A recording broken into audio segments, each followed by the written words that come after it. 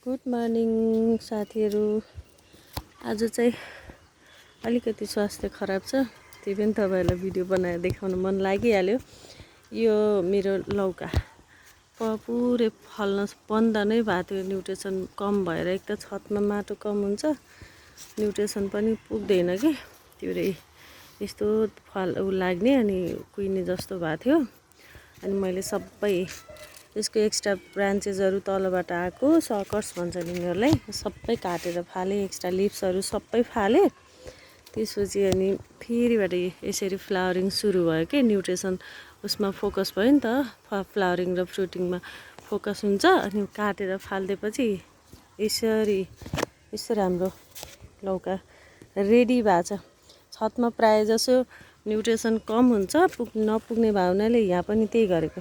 नपुग्ने भावनाले यसरी एक्स्ट्रा लिप्सहरू एक्स्ट्रा ब्रान्चेसहरू सबै फालेर अनि जरालाई क्लियर गर्नुपर्छ कि। यसमा पनि मैले यस्तै गरेछु, सबैमा त्यही गरेको छु मैले भन्नुपर्छ।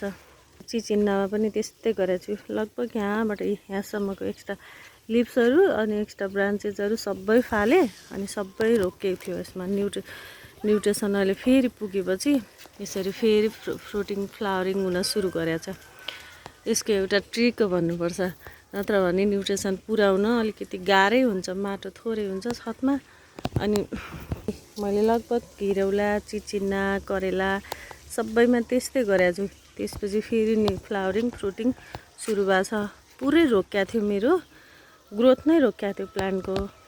यहाँ पनि त्यस्तै गरेको छु। यो पनि करेला हो। यसरी एक्स्ट्रा ब्रान्चेसहरू यसो तलबाट आयो नि, म यसरी कैँचीले अथवा केहीले यसो गरेर फालिदिन्छु। यसलाई यहाँबाट माथि बढ्न दिँदैन।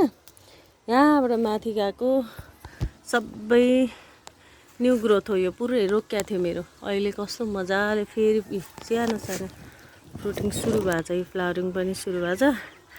यसलाई एउटा ह्याक नै भन्नुपर्छ। मैले गरिरहेको औषधी खेती गरिरहेको 5 वर्ष 4 वर्षको भयो। त्यसमा त्यो पिरियडमा मैले लिएको एक्सपिरियन्स हो भन्नुपर्छ। यो घिरौलामा पनि मैले त्यस्तै गरेको छु। तपाईँहरूको पनि न्युट्रिसन नपुगेर कौशी खेती गरिराख्नु भएको छ र फ्लावरिङ फ्रुटिङ रोकिएको छ भने यस्तै गरेर सबै सकर्सहरूलाई हटाइदिनु भयो भने यसरी सानो, यो चाहिँ सानो बिरुवा, त्यसमा पनि यस्तै धेरै हाँगाहरू आइरहेको थियो। यसरी निकालेर मैले सबै यहाँसम्मको एक्स्ट्रा लिप्सहरू यसरी फालिदिएपछि त्यो सानो प्लान्टमा पनि यति मजाले फ्रुटिङ सुरु भएको छ। हजुरहरूले पनि यो आइडिया अपनाउन सक्नुहुन्छ है। धन्यवाद। Bye bye, see you.